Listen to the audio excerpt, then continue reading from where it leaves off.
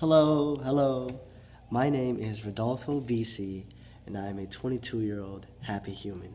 I'm reading off this script, so please don't mind, but I'm here today to share with you my purpose and the why, and the reason why I do what I do. I was born in Sacramento, California, as a 4-month-old premature baby, and I barely escaped death.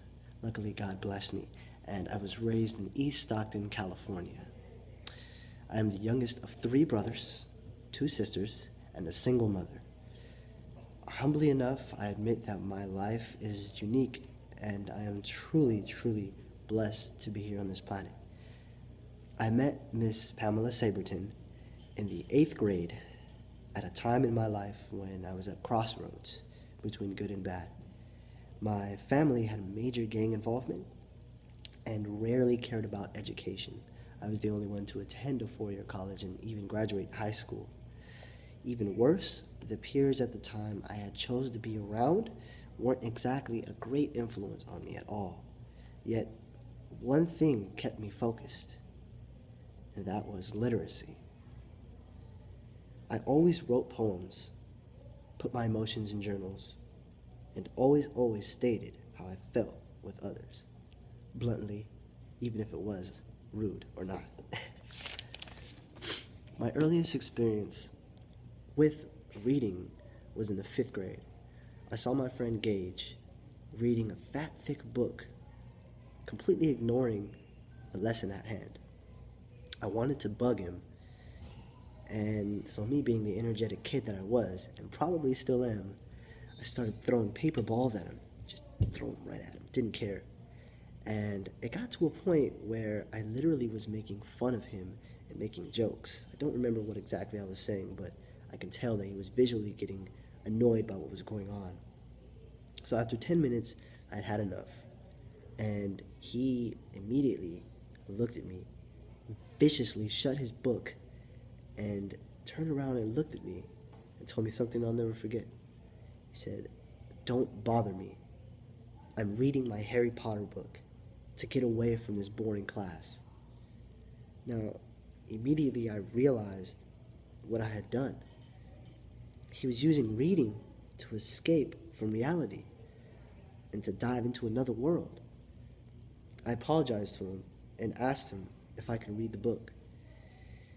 He pointed me to the beginning of the series, and this book was the Harry Potter series. As most of you know, I became addicted to this. In the 8th grade, fast forward a little bit, I ran for student body vice president, and I had to deliver a speech to the whole middle class student body. Yes, I was extremely nervous, but teachers like Miss Saberton and friends of mine that were involved in school pushed me on, and I still remember how great it was, the feeling I got when I spoke and people listened to what I actually had to say. Another time was freshman year of high school. I enrolled in a creative writing class and instantly fell in love with poems. I wrote my first rap right there in class. My life would change forever as I wrote more and became more vocal about my passions and studied and researched college topics as a 15-year-old, curious about what this world offered. The teachers all shaped my experiences positively, and even the ones who were negative throughout high school, I took account of what they lacked and added it to my talents, making sure that I was able to balance out the negative and positive. I had been involved in countless speeches, written and enjoyed plenty of essays, and that same year, my senior year, I even managed to release my own mixtape under an independent label that I had formed with a friend of mine and perform at all of the local venues in the city. I felt like I was on top of the world, but there was more to come. The Teen Center became a second home for me, and I worked with the director of the Teen Center to write a grant, my own handwritten grant. Yeah, they gave me the honor, and I couldn't believe it. So I wrote a 2-page essay on why the city needed a recording studio for teens, and sure enough, we were granted an $800 grant to have a recording studio. This was my dream. In high school, my dreams were born. In college, they were manifested. It only got bigger. This was when I realized the power that I had in literacy. Seriously, I couldn't believe it myself. I was asked to introduce and open up for professional recording artist Ryan Leslie. I opened up a motivational speech for astronaut Jose Hernandez. I was sent to Tennessee with Reinvent Stockton under Michael Tubbs for a leadership camp to advocate for civil rights and leadership in my city. All of these experiences allowed me to gain the confidence I so needed to eventually do what I love the most, music and hip-hop. After turning down many offers my college career from record labels like Def Jam, Interscope, and other locals, I signed my first professional recording contract with PACAV Records as a producer and artist. And in that same year, I co-started an advocacy club on the Pacific campus called The Soul Speaks, which brought art, community, and advocacy together. I had went on a mini tour that same summer to perform the music I love and meet other professional artists in the Bay Area that I looked up to growing up as a kid.